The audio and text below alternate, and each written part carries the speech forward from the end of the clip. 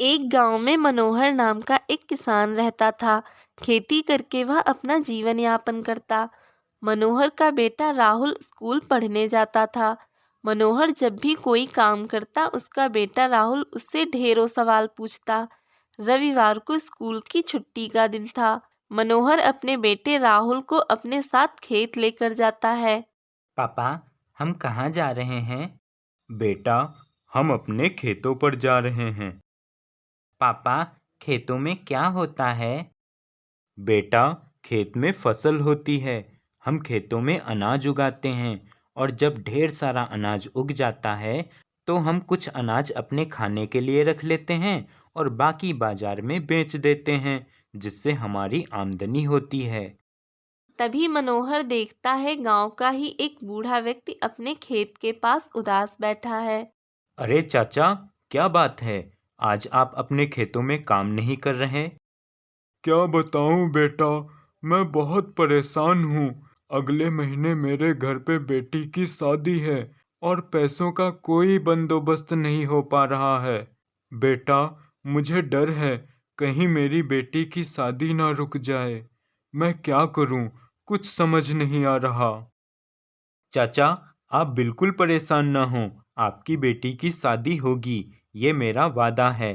आपको जितने पैसों की ज़रूरत है मैं आपको दूंगा। अब आप निश्चिंत होकर अपने खेतों में काम कीजिए। तुम्हारा बहुत बहुत धन्यवाद बेटा। तुम बहुत दयावान और नेक दिल इंसान हो। ईश्वर तुम्हें खूब तरक्की दे बेटा। शाम को मनोहर अपने बेटे राहुल के साथ घर की ओर लौटता है। तभी रास्ते में उसे एक मंदिर के बाहर कुछ भिखारी बैठे दिखाई देते हैं। मनोहर उन्हें थोड़े थोड़े पैसे दे देता है और घर आ जाता है। तभी राहुल मनोहर से पूछता है। पापा, वो लोग कौन थे और वो मंदिर के बाहर ऐसे क्यों बैठे थे? बेटा, वो सब लाचार और बेबस थे, इसीलिए मैंने उन्हें थोड़े थोड़े पैसे दिए ताकि उनके कुछ काम आ जाएं। पर पापा, उनके पास घर क्यों नहीं है और वो ऐसे क्यों रहते हैं? बेटा, क्योंकि उनके पास पैसे नहीं हैं और वे सब बूढ़े हो गए हैं, पैसे कमा भी नहीं सकते, इसीलिए उनकी हालत ऐसी है। पापा, आपने तो उन लोगों को सिर्फ थोड़े ही पैसे दिए हैं, इतने में उनका क्या होगा? पापा, अगर हम उन्हें खूब सारे पैसे दे दें तो वे अपना घर बनवा लेंगे। तभी राहुल की माँ शालिनी आती है। बेटा, हम ये नहीं कर पाएंगे। लोगों की छोटी छोटी मदद हम कर सकते हैं, पर इतनी बड़ी मदद करने के लिए हमें खूब ढेर सारे पैसों की ज़रूरत पड़ेगी और हमारे पास कोई पैसों का पेड़ तो है नहीं। हम भी तो मेहनत करके ही पैसे कमाते हैं। पर माँ, अगर हम पैसों का पेड़ लगाएं तो तब तो हमारे पास खूब ढेर सारे पैसे हो जाएंगे, फिर हम लोगों की खूब मदद करेंगे। राहुल की बातें सुनकर मनोहर और शालिनी दोनों हंसने लगते हैं। अच्छा ठीक है, लगा लेना पैसों का पेड़। अब जल्दी से सो जाओ, कल स्कूल है। राहुल रात भर यही सोचता रहता है कि वह पैसों का पेड़ लगाएगा। माँ ने कहा था पैसों का पेड़ नहीं होता, लेकिन मैं पैसों का पेड़ लगाऊंगा, जरूर लगाऊंगा। अगले दिन राहुल स्कूल से लौटता है तो रास्ते में राहुल यही सोचते हुए घर की ओर आता है कि वह पैसों का पेड़ कैसे लगाए। तभी राहुल एक साधु को देखता है और वह साधु के पास जाता है। साधु महाराज, आप तो ज्ञानी हैं, मैं आपसे कुछ पूछना चाहता हूँ, क्योंकि आप ही मेरे सवाल का जवाब दे सकते हैं। अवश्य बेटा, बताओ तुम मुझसे क्या जानना चाहते हो। साधु महाराज, मैं लोगों की मदद करना चाहता हूँ। मैं चाहता हूँ कोई भूखा ना रहे, सबके पास अपना घर हो, किसी को मंदिरों के बाहर भीख ना मांगना पड़े। इसीलिए मैं पैसों का पेड़ लगाना चाहता हूँ। साधु महाराज, आप बताइए ना, मैं पैसों का पेड़ कैसे लगाऊं? बेटा, तुम बहुत ही अच्छे बच्चे हो। तुम दूसरों की मदद करना चाहते हो। मुझे तुम्हारा व्यवहार बहुत पसंद आया, इसलिए मैं तुम्हारी मदद अवश्य करूंगा। बेटा, ये लो, ये जादुई पैसे हैं, इसे अपने घर के आंगन में उगा देना। कुछ ही दिनों में ये पेड़ बन जाएगा और इस पे पत्तों की जगह पैसे लगेंगे।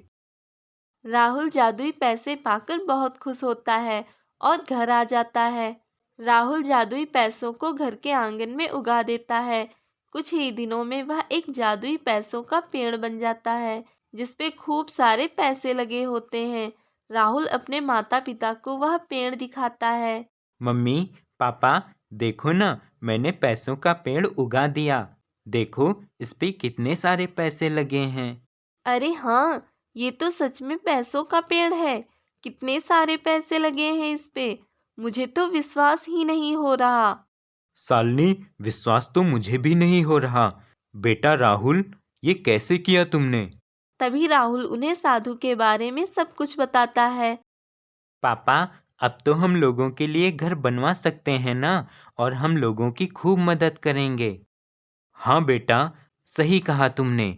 अब हम लोगों की खूब मदद करेंगे। राहुल और मनोहर अब लोगों की खूब मदद करते। एक दिन राहुल का दोस्त बंटी राहुल को लोगों की मदद करते हुए देखता है और बंटी राहुल से पूछता है। राहुल बंटी को जादुई पैसों के पेड़ के बारे में सब कुछ बता देता है। क्या राहुल, तू सच कह रहा है? तेरे घर में जादुई पैसों का पेड़ है? हाँ बंटी, मेरे घर पे जादुई पैसों का पेड़ है और मेरे पापा उन पैसों से लोगों की खूब मदद करते हैं। राहुल, मुझे देखना है पैसों का पेड़ कैसा होता है। प्लीज दोस्त, मुझे पैसों का पेड़ दिखाना। राहुल बंटी को अपने घर ले जाता है और उसे पैसों का पेड़ दिखाता है। अरे हाँ राहुल, ये तो सच में पैसों का पेड़ है। बंटी अपने घर जाता है और अपने पिता जमींदार रघुनाथ को बताता है। क्या बंटी बेटा, तुम सच कह रहे हो? मनोहर के घर पे जादुई पैसों का पेड़ है? हाँ पिताजी, मैंने खुद देखा है। राहुल के घर पे जादुई पैसों का पेड़ है जिसपे खूब सारे पैसे लगे हैं। ऐसे तो मनोहर मुझसे भी अधिक पैसे वाला हो जाएगा, और वो लोगों की ऐसे ही मदद करता रहा तो लोग उसी का सम्मान करेंगे। कुछ तो करना ही होगा, पर क्या करूं? हाँ, अगर मैं उस पेड़ को ही काट दूं तो मनोहर लोगों की मदद ही नहीं कर पाएगा। रघुनाथ चुपके से जाकर पैसों के पेड़ को काट देता है और घर आ जाता है। हा हा हा हा, मैंने उस पेड़ को काट दिया। अब मनोहर किसी की मदद नहीं कर पाएगा। हा हा हा हा। तभी रघुनाथ का बेटा बंटी हड़बड़ाहट में रघुनाथ के पास आता है। पापा, अनर्थ हो गया पापा। क्या हुआ बेटा, इतने घबराए हुए क्यों हो? ऐसा क्या हो गया? पापा, हमारी सारी फैक्ट्रियों में आग लग गई पापा। कुछ भी नहीं बचा, सब जल गया। और आप नहीं थे तो घर में भी चोरी हो गई। तिजोरी का सारा धन गायब है पापा। हाय, ये क्या हो गया? मैं तो बर्बाद हो गया। मैं कहीं का नहीं रहा। अब मैं क्या करूं? मेरा सब कुछ लुट गया। पापा, आपने दूसरे का बुरा चाहा, इसीलिए आपके साथ ही बुरा हो गया।